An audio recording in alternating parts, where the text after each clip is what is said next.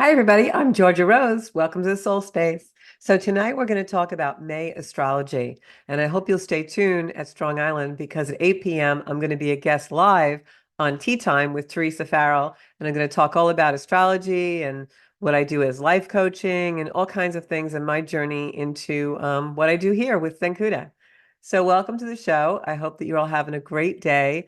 I know it's beautiful out where I am. We're finally getting a taste of spring, and that is so welcome because we had probably the rainiest winter on record in the Northeast of the United States. So I'm glad to see the sun out today. So again, welcome into the Soul Space. I'm not live tonight, but I will be at 8 o'clock with Teresa. So come on into the Soul Space. And we're going to talk about the May astrology. So this year, as you know, because we did a big thing about it on the show here, Pluto went into Aquarius in January. And now, this month in May, Pluto goes retrograde. So, what does that mean? Well, when a planet goes retrograde, it doesn't mean it goes backwards, as some people think. It actually means the planet slows down. So, it becomes in a retrograde motion. And because the planet slows down while all the other planets are still moving the same speed that they always do, it can sometimes feel like the planet is going backwards. Almost like if you've ever been sitting on a train or a plane waiting for it to go, and maybe there's another plane or another train on a track or on the tarmac next to you, and that begins to move in the opposite direction. Well, even though the plane you're or the train you're sitting in will be moving forward, it'll feel like it's going backwards. That's a retrograde motion. And basically, what it is we're not really going backwards. We just are moving slower than the other object that is moving, so it feels that way. So when a planet goes retrograde, I talk about this often on the show, when the planet goes retrograde, sometimes it can become more powerful because it's closer to Earth and it's also moving slower, so its energy amplifies. And when a planet retrogrades, it'll go over the same degrees in the zodiac 3 times. So you want to really look in your chart and see where Pluto is. It'll be wherever Aquarius is in your chart. And you're going to really feel this retrograde a little bit. So what does Pluto feel like when it goes retrograde, and how does it aspect and impact our lives? Well, when Pluto goes retrograde, it's more powerful, and Pluto is a planet that is our soul's desire and intention in our lifetime.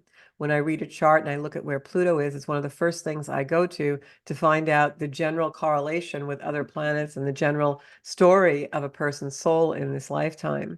So Pluto is the soul's desire. It's what the soul really has come here to do and what it wants to do. And Pluto is also a planet that likes to reveal things. So wherever Pluto is in our chart, oftentimes it not only tells of the soul's mission, but it also talks about the way that the soul will accomplish that with regards to the way the planets are transiting through Pluto or in aspect to Pluto in the chart. So what we find is that when Pluto goes retrograde, it makes us more introspective. It makes us more contemplative because Pluto really is that soul energy. So on a soul level, we're looking to maybe become more deeply aligned with what we really feel inside, that most secret place, that deepest place, whereas not really in the light. So Pluto will also enable us sometimes to do what we call shadow work, where the things that are in the vault that we don't really want to see or look at really come out.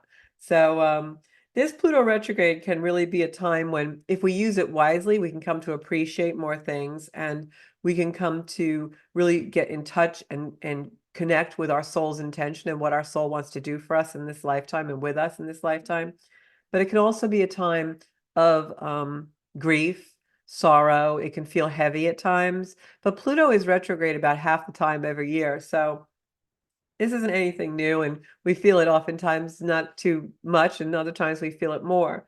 Pluto retrograde in Aquarius will also be times when sometimes it can cause a little discord, maybe disputes or feeling rejected, because that shadow self is coming to the surface. So I'm going to show the astrology chart for this month, and we'll talk a little bit more about what's going on with the planets, Pluto retrograde, and some other things that are happening.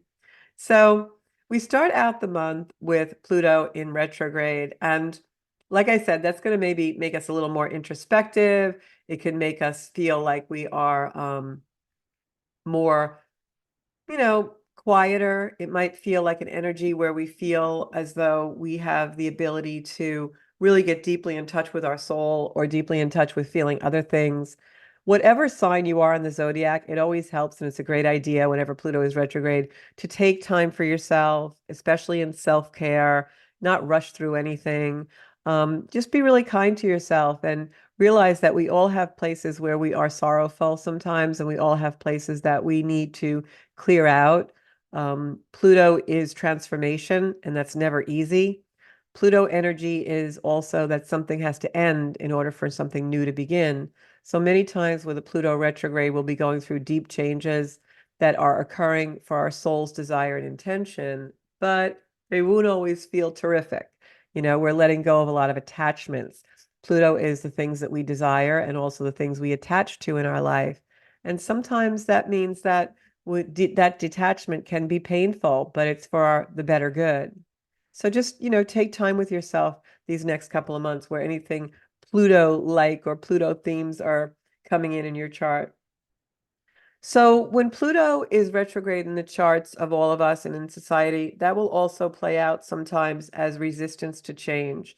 Pluto wants us to change, but unlike Uranus, Pluto isn't like sudden, fast, unexpected, unpredictable change. Pluto is deep, long-term, life story type themes of change. Pluto is the wounds that keep reoccurring because the universe wants us to do something about it. Pluto can also be the complexes that we run when we're trying to avoid things, right? And the way we attach to certain desires that are a way to avoid doing our soul work, addictions, obsessions, things like that. So Pluto started out this year, January 20th, it went into Aquarius, which if you look at my chart here, Aquarius is, I don't know if you can see my little cursor or not, but Aquarius is the area of the chart where you will see Pluto up here on the top of my screen. And Pluto now is actually in a transit, in an aspect with Jupiter and Uranus. They're having a conversation. That conversation is not always easy where Pluto is concerned. We'll get to that in a little bit. But first, I want to talk about how Pluto in this retrograde period, because it's right here at 2 degrees of Aquarius, it just started to go into Aquarius in this year of 2024. And so when Pluto goes retrograde, you'll see it has a little R next to it up here, this P. When Pluto goes retrograde, it's going to retreat back into Capricorn. Pluto was in Capricorn from 2008 until the very beginning of this year. So that's going to reoccur the themes that we were working on for the last 15 years when Pluto was in Capricorn. And what it does is it gives us a little while, a very short period of time until October, to really wrap those things up and complete those themes. So don't be surprised if the things that were really bugging you or playing out in your life, or even the things that you were moving towards when Pluto was in Capricorn, come back up as themes. So that would be anything from 2008 until early 2024. Those reoccurring big life things that were coming in may have a time period where they come back on us a little bit, guys. So they're doing it for our betterment and for our own good so that we really can once and for all culminate those cycles and move into what our soul really wants us to do. So one of the things that we start out this month with on May 2nd is Venus is opposing, I'm sorry, Venus is squaring Pluto retrograde. So we have Venus in the chart right here, and you'll see these lines. We've got some squares. And so when Venus, this red line here, when Venus opposes Pluto, that's what causes discord. That's what causes disputes. It can be harsh words. You may even see an escalation of war or combat. I know we have a lot going on in the universe right now with Israel and Iran and Ukraine and Russia. You may find some escalations or some things happening around that time when Venus is squaring Pluto. That's May 2nd, and that energy goes on into the month. When Pluto and Venus are squaring in our own personal lives, it can also mean that we speak harshly, we feel in conflict with our desires and the things we value, or things just aren't going right for us. And what the overall reason for that is always deep healing. When we have a conversation of tension, Venus is in Aquarius, is in Taurus right now, and Pluto is in Aquarius, headed back to Capricorn. When we have those two archetypes and planets speaking, it's going to talk to us about our self-preservation, our safety, the things and the complexes that we run in order to feel safe, and Pluto knocking us out of those comfort zones, revealing what our soul's true desire is, and relieving us of those attachments that we run for self-preservation. So that square from Venus to Pluto coming in the beginning of the month really can cause some tension in our personal lives. It can be a place where some hidden quality that Pluto in Aquarius was revealing to us in the beginning of the year now is going to maybe not move forward as quickly. We're going to find the seeds we planted the beginning of the year when Pluto first went into Aquarius, now returning, slowing down and coming back into the zodiac sign of Capricorn, in a square to Venus, a conversation of tension. Venus is the planet of the things we love and desire, and the things that in Taurus would be our self-preservation, our resources. So we're going to see some tensions between those two things. The way that can play out is maybe you've been working on a project, or maybe even you've wanted to plant a garden for sustenance or food, and the weather doesn't cooperate. And when Pluto goes retrograde, you realize that there's another resource that you really need to rely on, and it reveals that to you. That would be something that could happen. Or in a relationship, a family relationship, or a romantic relationship, or a partnership, you find that you've planted seeds and you've started to work together towards things. And then all of a sudden your desire changes and you don't feel the attachment as strongly, or maybe you felt an attachment to something that now is waning. It could also play out as the seeds just not sprouting for whatever those things were, whether it's in love or financial resources. You may find a little bit of a setback. But the reason that's happening in May, in the beginning of the month, with the Pluto squaring Venus, is because there's something better. It's going back to the drawing board, redoing, revamping, revitalizing, taking a respite and moving forward and redoing that. So Pluto oftentimes, when it does things like this in retrograde, it'll, throw kind of a monkey wrench in the plan, or it'll make your desire change. You'll be like, what was I thinking about that person? I don't feel that way anymore. Or I really wanted that project and now it doesn't seem so great. Well, the reason why it does that is because your soul wasn't supposed to be attached to those things anyway. And there's a deeper, more meaningful attachment waiting for you that will come. And it will come towards the middle and end of this month, because we have some amazing energy coming in regarding Jupiter. And I'll talk about that in a little bit. So the way that the Pluto squaring Venus is going to play out in society is you're going to see that collective relationships, society as a whole, things are going to want to be more equal. So you're going to see a lot of turmoil and a lot of the imbalances that are currently in society and in the collective. You're going to see things start to get rocked in that regard. And a lot of astrologers call this power back to the people. I feel it's more of communities rising up that have more to do with equality. And by equality, I don't just mean racially and religious and those type of things. I also mean just that all men are equal and are in a soul way, in a soulful way, that we're all created from souls and we all are created with creator energy. And there's a sense of direction in that, of directing us towards the fact that it's in a more soulful way that we have to look at each other and be aware of the way we are all created from the same energy. And that's how we're equal.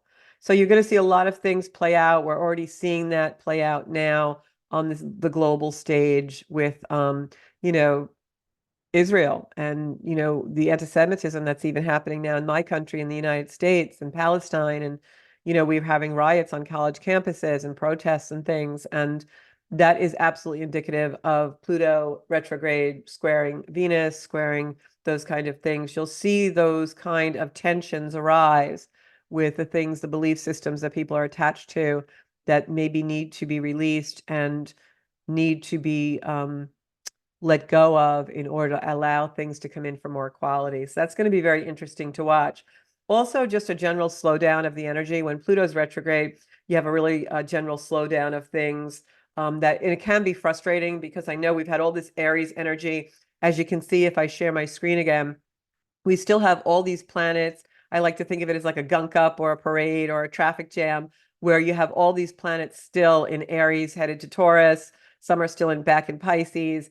And you can see that all of this Aries energy is a very forward momentum But now what's happening is the major planets that were in Aries, Venus, the Sun, Uranus, Jupiter, Uranus has been in Taurus, they're all coming into Taurus now. Jupiter will be moving into Gemini this month. That really changes the energy from the fast-paced, gung-ho, let's dive in, to more of a methodical, slower, collective energy where maybe things aren't working as fast. They don't move as quickly as we want. We're going to have that energy with us for a while now. And what I can tell you is that it's a great time to get things in order. I spent yesterday actually organizing my home office so that I can, really grab things on the go and really know where everything is, because I know this is a time when things will be maybe plotting a little bit more slowly. So we want to make the best use of that energy. It's not the time where if you think you're going to put a schedule up and like renovate your whole house in a month, it's not going to happen. Oh, I want to paint this room. I'm going to do it Saturday and Sunday. It'll probably bleed into Monday. That's just the energy, and it will be with us this month.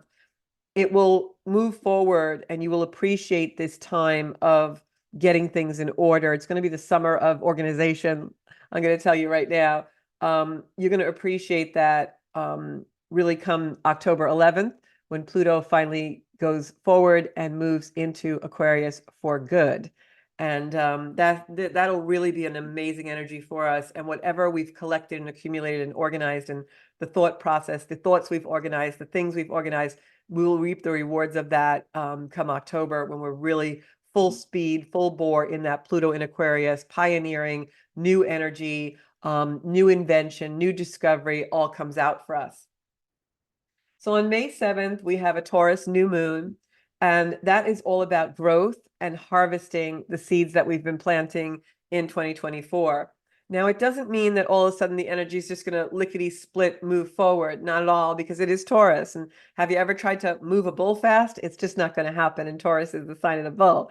So what will happen, though, is you will feel the growth and the wisdom and the confidence of your resources and of what you've been working on start to really materialize. Taurus is an earth sign. It's all about material. So it's a great time because it's a very fertile, a very productive time during that new moon. That happens on May 7th. It's great for business to start partnerships, plant your seeds for growth. It's great to take care of what matters and make new things flourish. That is the Taurus new moon. Taurus is all about planting seeds in stability, in growth, nurturing, bringing in resources financially, money-wise, stability as far as real estate, growing things, planting things. If you're going to do a summer garden, I would absolutely plant your seeds, plant everything on May 7th, new moon. That is absolutely when you are going to find your utmost time gardening to be beautiful. Now, it's a beautiful energy. What I would suggest to all of you is the Taurus new moon on the 7th also is an energy where we can be overindulgent. We can eat too much and drink too much and shop too much and spend too much. So my suggestion for the Taurus new moon on May 7th is give yourself a little boundary, because you maybe leave a little food on the plate. Maybe don't drink all the wine in the glass. Maybe give yourself a certain amount of cash to spend and leave the credit card and the debit card at home. You want to set up boundaries, because the full moon in Taurus will make us just want to crave more of those creature comforts, indulge ourselves in luxury. It's when we're going to go out and buy the 3,000 thread count sheets that we can't afford. The leather furniture that smells and looks like buttery leather when we really can't afford it. It's going to make us eat that big, juicy Italian meal and then regret it the next day. That's just the Taurus moon. And for all of you out there who have moon in Taurus, you know what I mean. You love the snuggly blanket, the warm, toasty slippers. Cooking and meals and nourishment is all about Taurus. It's a great day to get a massage. You'll enjoy it more than you ever have. But also keep in mind that Taurus energy is also our self-preservation. So this new moon in Taurus can kind of trick us or push us into not feeling safe and wanting to overindulge to feel safe in that way. So if you're feeling a little insecure, just know that drinking too much, eating too much, and spending too much are not going to cure the insecurity.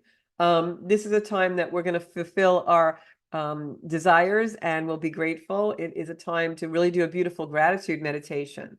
Go into that gratitude that makes you feel filled up and joyful and warm and fuzzy. Those are the real things. You want to fill up your soul in the Taurus new moon.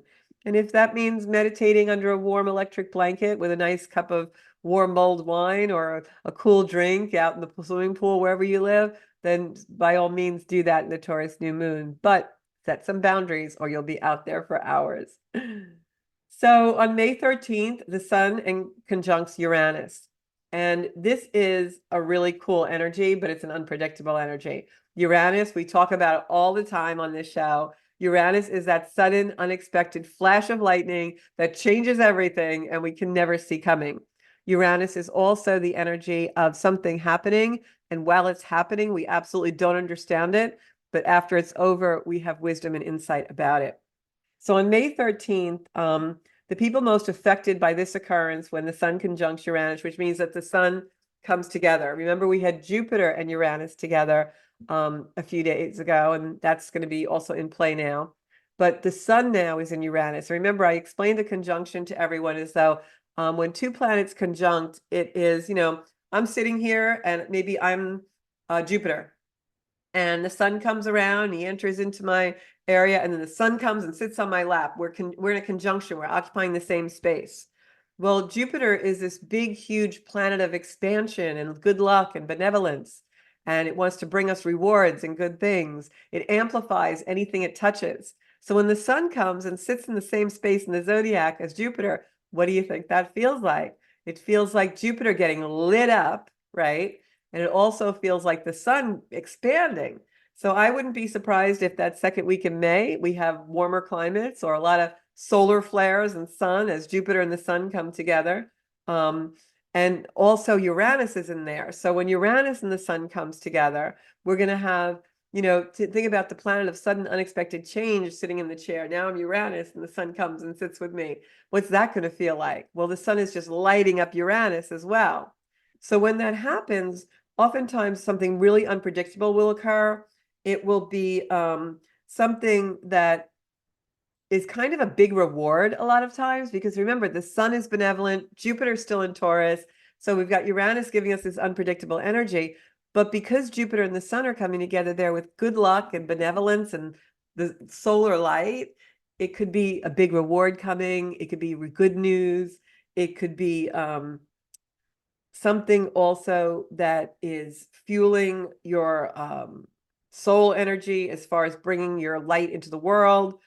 But it could also be a complete revolution, because when the sun comes back around to Uranus there, it's done a complete revolution around the Earth. It's coming back to the same spot that Uranus was in when it began its energy with Uranus, right?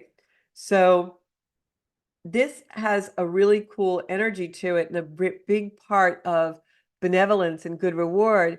But it also, because it's Uranus, it's the awakener. It can have revolution. So it can also be an escalation, an amplification, light being brought to things that are need to come full circle. So if there's something that has eluded you and you haven't been able to really understand it or see it or grasp it, this is the time when it comes full circle. And that's a beautiful gift for us in May. And it also means that because the energy comes back around, it began with Uranus sparking something, that lightning, that awakener of the zodiac when the sun touched it. And now the sun has done a complete revolution around the Earth to return there. So whatever Uranus spiked when the sun hit it, now it comes back again to complete it. So if it's been eluding you, it completes now. So just think about that. And we all know the sun takes 365 days to revolve, so it would be exactly a year ago. So now we have a really exciting thing. I am so excited about this coming between May 18th and May 23rd. And so what that is it's called the transfer of light. And the reason why it's called the transfer of light, I'm going to show you what it is on the chart. This is really cool stuff, guys. The transfer of light brings us so much beautiful divine energy to just bask in. It's one of the best things.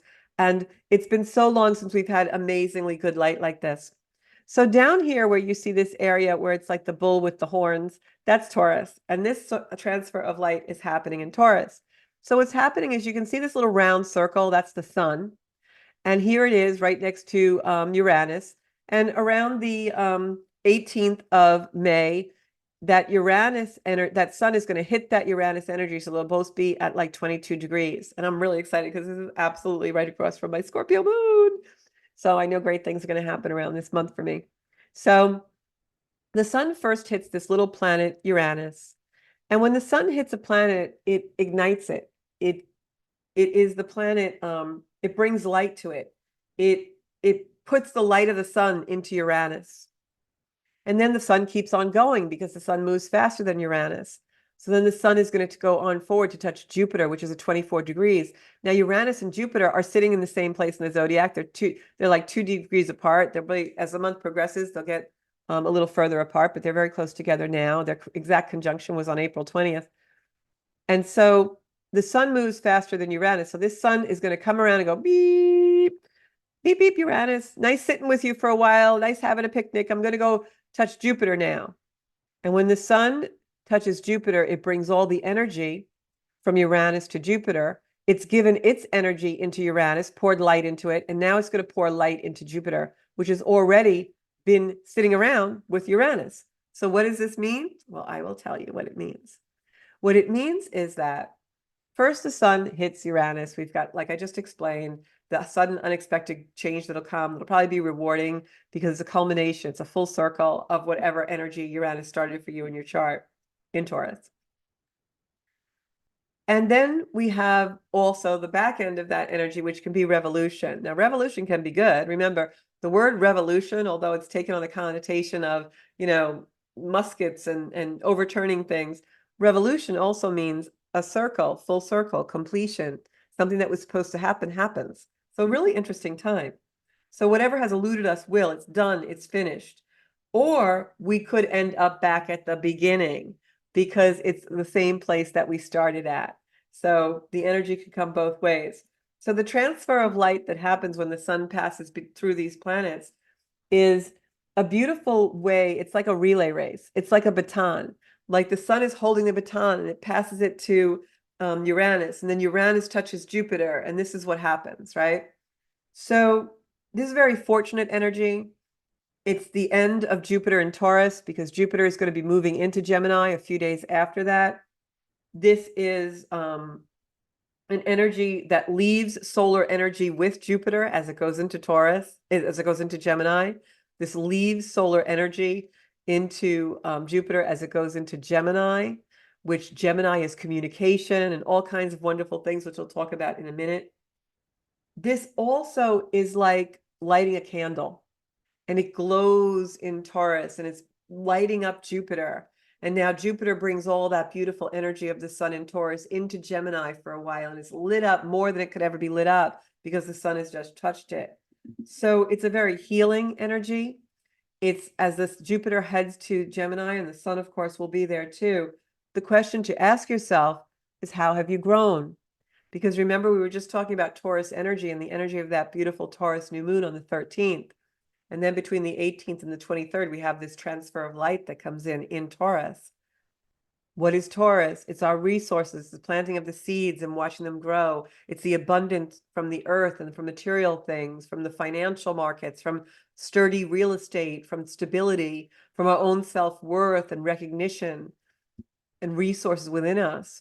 So when we take all that energy and we bring it forward into Jupiter, this beautiful expanding planet, and bring it into Gemini, what's going to happen? Our communication gets expanded. Our understanding of multiplicity gets expanded.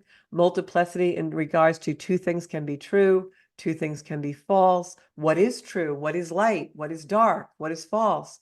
So all of these things that happen will show you how have you grown and what is your growth experience.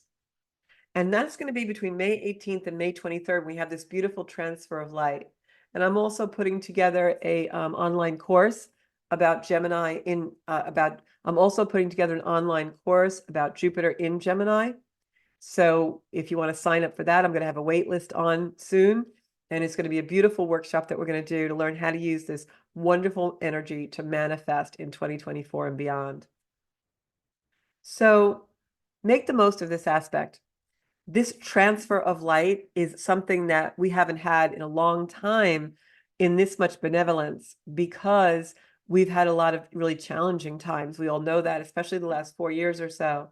So once May 24th comes and Gemini is really starting to go into, I'm sorry, and Jupiter is starting to go into Gemini, you're going to feel more mature. You're going to feel wiser about whatever the themes were that were running in your life with the Gemini, with the Jupiter. I keep calling Jupiter Gemini. I don't know why I keep doing that. Because you're going to feel wiser and older as far as wisdom goes and more seasoned, whatever the theme was, Jupiter in Taurus in your chart, what house that was, what themes arose for that. As Jupiter goes into Gemini, now that energy is seasoned. You have the wisdom of what those lessons were. You have the wisdom, the gift. It's a very powerful sensation of something being bestowed upon you. It's the culmination of one cycle, the beginning of another, but now you have the wisdom from the previous cycle coming through and really helping you navigate wherever you need to navigate. So the signs most affected by this, of course, are going to be Taurus, Sagittarius, Cancer, Leo, and Pisces, but we're all going to feel it. So during that May 18th, May 23rd transfer of light, first the sun hits Uranus, and then when the sun goes on to Jupiter, it's going to inspire us around the 19th with inspiration, wisdom. Get ready for the next leg of the journey. That's really what it's saying, is get ready for the next leg. Just like in a relay race, they pass the baton to someone and now that runner gets to break a little bit and the new runner goes on. That's what this is when Jupiter goes into Gemini. And you're going to feel it because Gemini is airy, it's sparkly, it's ruled by Mercury, which is our minds. The thoughts that you couldn't quite collect, the thoughts that you couldn't quite organize are going to be better in Gemini and communication, as long as you understand and recognize your potential. Mercury wants us to take information that is valuable to us, throw out the rest. Take what you need, leave the rest. So this is about recognizing the potential in yourself, your soul space, your resources, bringing them forward into Gemini for the next leg of the journey. And you have to act on it. This is going to give you conviction. This is going to give all of us feeling like we have conviction and we have the confidence to do something, and you have to act on it.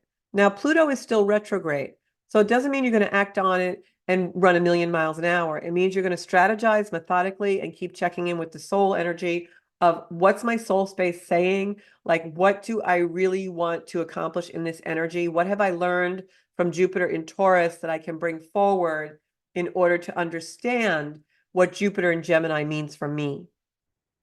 Think about how long it's been since you felt your convictions, how long it's been since you felt determined to do something. Because if you're like me, it may have been a while since you really felt this way, especially all of the energy in the world right now is you can't do that, and a lot of judgmental energy. But in this energy, we're going to feel like we can do it. This is real can-do energy. So let it draw out your ambition, and especially around that time frame of the 18th to the 23rd, and May 19th is the hot day. I would say let it draw on your inspiration. And one of the things that I will say is pick out that word draw, because when I think about it and feel it in my body, I feel like when I'm drawn to something, when I'm compelled to do something, I want to fill in the blanks. I want to organize it. I want to map it out. So take all of those expressions and feel them. Pick up a pen or a marker or a pencil and start sketching. Draw it. When you feel drawn to something, draw it. Right? Use the energy. Move the energy to where you want it to go. Gemini is also an air sign. It rules relationships.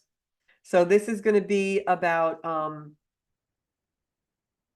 your experiences in relationships, with siblings, with contemporaries. Remember, I was talking about equality and how more equality energy is going to come into the world and the collective. This is about relationships ruled in a contemporary way. People who are equal to you in some way, colleagues, communities, societies, partners, right? So this is about learning to play well with others, learning what you feel like when you win, when you lose. How do you integrate that into equality? That everyone has times when they win or lose, not judging, right? This is also, Gemini is very much about competition. The downside of this energy is you're going to feel like you're competing. You're going to start comparing yourself to others because Gemini is the twins, it's duality, right? Where in your partnerships with siblings and contemporaries and colleagues do you judge yourself? On social media, do you hold yourself against others and say, oh, they have a great life. Why don't I accomplish that? Or, wow, I should do that, but it's really not authentic to you. That's the multiplicity, the duality that we can get caught up with in Gemini energy. And Jupiter expanding that energy in Gemini will bring us to a place where we may get a little bit judgmental and a little bit of competition will come up, especially competition with siblings, neighbors, people on your same wavelength, people on equal footing. This is like the best friend that you guys are simpatico on everything, but a little competitive. You're going to learn lessons there. This can also be everything in duality. You'll see this play out in the collective now with Jupiter in Gemini. What will happen is something will happen and something else will happen. You'll have a crash and another crash. You'll have a birth and another birth. It's twinning, it's duality, it's things come in twos, repeats. You'll find yourself with Jupiter in Gemini taking 2 steps, 1 step back, 2 steps forward, 1 step back. You're still moving, but it's that duality. Also, dialogue and conversation is a very Mercury Gemini thing. Gemini is ruled by Mercury. With Jupiter there, it's going to expand the energy of Mercury, our minds, but it's also going to expand conversation, communication. With Pluto in Aquarius and Jupiter in Gemini, you're going to see AI and computers and the internet explode. You're going to not hear about artificial intelligence. Now it's going to be artificial super intelligence. It's going to like take off with a bullet because that energy is so amplified. In our own personal life, it's going to be also about those things and how we use them for resources, but yet stay grounded in our own Plutonian desire, right? Don't use all those things just to use them. So it'll be duality. It'll be things coming in twos. I want this, but I want that. Well, this is true, but so is this, right? You'll go to parties and people will be wearing the same outfit. That's a Gemini thing. Twins. So it's Gemini season. This month starts Gemini season. It'll be Gemini season for a long time. So this is also an interesting energy. It's a time when we can take back the part of ourselves that is hidden as Jupiter works with Pluto. It's also a time where you can find someone that becomes your soulmate and you're so simpatico with them and you're like, wow, I just like have everything in common with this person. It's like coming home. And yet you can also meet someone who's like your doppelganger and the bane of your existence and someone who just like pushes every button in you. That's Gemini energy. It's that duality of good versus bad, light versus dark, right? And you'll see that all play out in the collective. But either way, that person brings out something in you that gives you wisdom and understanding and compels you to amplify your life and expand your life in a way that brings you to where you need to be. And that's soul's intention and desire for us. And then on May 23rd is the completion of that transfer of light energy. The Jupiter in Gemini energy stays with us for a year, but the transfer of light is between May 18th and May 23rd when the sun hits Uranus and Jupiter and brings all that energy through. And this should be good fortune and blessings for us. This should be something in our chart where we already have set ourselves up for luck and wisdom. You've done the work. Now, word of caution here, Jupiter, when it goes through the transfer of light, because it expands things, it could also expand what is not great and good luck for you. It depends on how you've been living your life. If you've been bad, you're going to be very bad. If you've been good, you're going to be very good. That's how I'm going to put it. So I know there was an old poem when I was a child something with the girl with the curl on her forehead, who when she was good, she was very good, but when she was bad, she was horrid. So that's the way Jupiter amplifies things. Wherever it hits in your chart, if you've done the right thing, you're going to get rewards. If you've been horrible, it's going to amplify that horrific thing. So make sure that you've got your values on track. So this is also, just looking down at my notes, this is also can be luck and wisdom of Jupiter, but get the light, go out during the sun, especially in that May 18th to 23rd. You want to feel the transfer of light as Jupiter goes into that sign of Gemini from Taurus and transfers the light of the sun into Gemini. And then finally the sun is going to go into Gemini. This can also bring things to a close because we are ending that Taurian cycle and coming into Gemini. So make sure that you're living your beautiful life in alignment with the things you want, so that the things that are a closure are the things you are no longer need or necessary. Let the good fortune and blessings come to you. It's also a great time this month to restore. Taurus is an energy. Get the massage, make yourself nutritious food, start the diet, take care of the body. You're going to be more inspired than ever before in those Taurian things. Money also, if you are someone who, just came into some money and you've had some benevolence that way and you're not good with money, lock it up. Put it somewhere you can't get it so that it nourishes you for the future. This is definitely a closing cycle because we have this happening, we've got Neptune in Pisces at the 29th degree of Pisces, and we've got Jupiter at the 29th degree of Taurus, and they're coming together to reconnect, remind, recognize us, what our experiences are. Remember, Neptune is our connection with the divine, but it's also can make us very dreamy and illusion, put us in illusion, but it's also a time where you might find that you step out of illusion, where now something that you thought was true or something that you thought really was an energy of, wow, I've really found this thing that's so meaningful to me, now is shattered because it was an illusion. But that will happen to bring you to a better place. So it might be ending, a parting of the ways for some when that energy comes in towards the end of the month.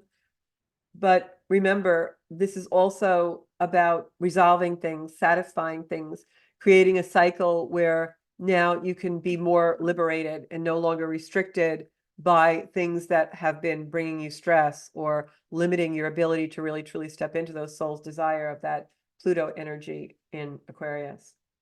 And then May 25th is the day, guys. May 25th, Jupiter goes into Gemini. We are in an energy now that is completely different. You're going to wake up and feel the shift that day. You're going to feel the shift to be one where, you're going to just feel it. You're going to feel it. You're going to get new messages about what you want to do. You're going to set new goals. You're going to see profound and inspirational changes occur. It's not going to happen in the blink of an eye. You will wake up and feel the energy changed, but over the course of the next year, all these other things are going to happen, where future changes can also happen by other people, because Gemini is very much how we communicate and act in other people. But this is also an energy, Gemini energy, and Jupiter, especially in Gemini. You're going to be really curious. The whole planet's going to be curious. The whole planet's going to start asking questions. Everybody's going to be like, well, why is that that way? Instead of, oh, that's how that works. No, we're going to be like, well, why does it work like that? Is that really true? Let me do some research. That's Mercury ruling Gemini and Jupiter there. So, we're really going to be in that energy. It's a changing of fortunes. You'll see that in this energy now. We're going from an earth sign to an air sign. You'll probably see a lot of expansion in flights. Elon Musk is going to flourish in this energy, driving people to Mars and all that kind of stuff. But the one question to ask yourself about Jupiter and Gemini and what it really is all about is this: do you work well with others? Do you play well with others? If you do, and you make an effort to really respect everyone on a soul level, and you speak nicely to people and you're good to people, then Jupiter's coming in to give you a beautiful reward.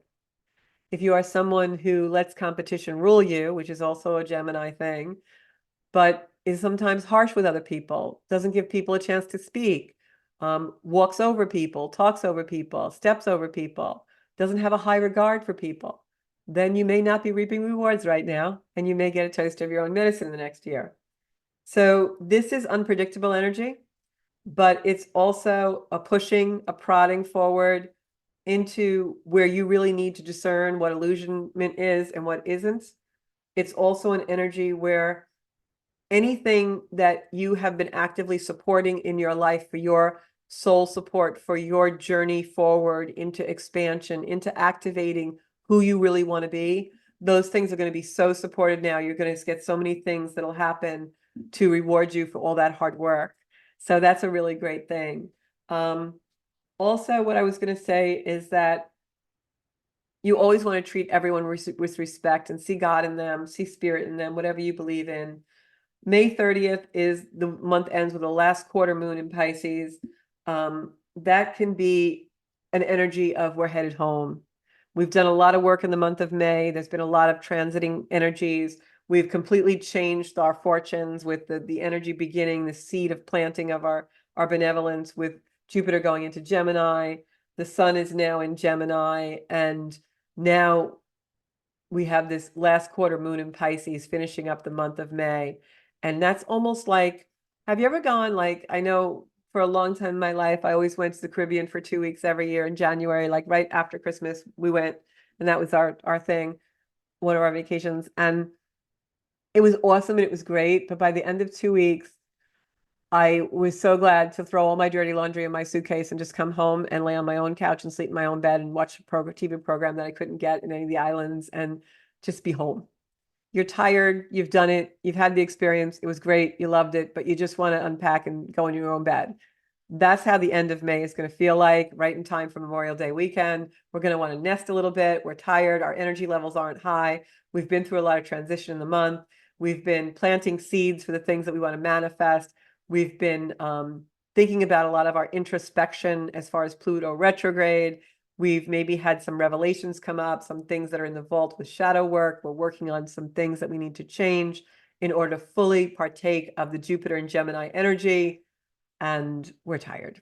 And that's how the month ends. And then I'll be bringing you the report for June, of course, next month. But this is the Soul Space podcast. You can find me every Monday night. We have guests. We have live readings on the show. This time around, we're just pre-recorded, and that's okay too. But that's your rundown for the general energy of May 2024. I hope you will replay this video time and time again. Come back, learn, use the energy for self-discovery. I love astrology as a tool to bring me into my full potential, and I hope you will too. And stay tuned and watch your emails for some information on the online course about Jupiter going into Gemini and how best to use that beautiful benevolent energy in 2024 and beyond. Thanks so much. I'm Georgia Rose, and I'll catch you next Monday at 7 o'clock. And stay tuned at 8 p.m. I'm going to be live with Teresa Farrell on Tea Time with Teresa, and you'll hear all about my story, my work, and everything that is Zencuda. Bye-bye now.